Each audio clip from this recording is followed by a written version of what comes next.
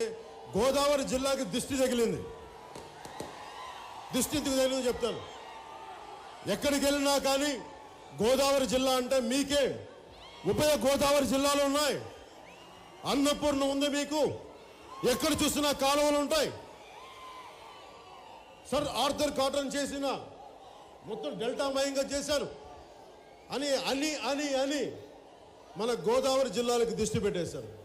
ఈ రోజున ఎటు చూసినా నీళ్లే కానీ తాగడానికి చుక్క నీళ్లు లేవు. మనకి తాగడానికి ఉప్పుమయం. మనం మాట్లాడే వాళ్ళు ఎవరు లేరు. దాని గురించి ఆలోచించే వాళ్ళు ఎవరు లేరు. ఈ రోజున స్వచ్ఛ భారత్ అని చెప్పి దేశమంతా ప్రధానమంత్రి నరేంద్ర మోదీ గారు ముక్త కంఠంతో అరుస్తూ ఉన్నారు. ఒక భారతీయ జనతా పార్టీ ఎంపీ శ్రీ గోకరాజు గంగరాజు గారికి ప్రధానమంత్రి గారితో ఆ రోజు ప్రధానమంత్రి అభ్యర్థిగా ఉన్న వారికి నరేంద్ర మోదీ గారితో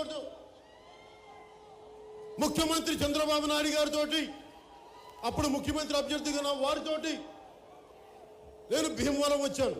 ఆ రోజు నేను కోరుకుంది ఏంటంటే ఒక స్వచ్ఛమైన పాలన రావాలని, తాగడానికి నీళ్లుండే గోదావరి రావాలని.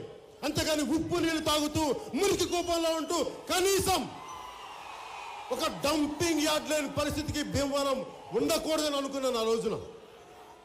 కానీ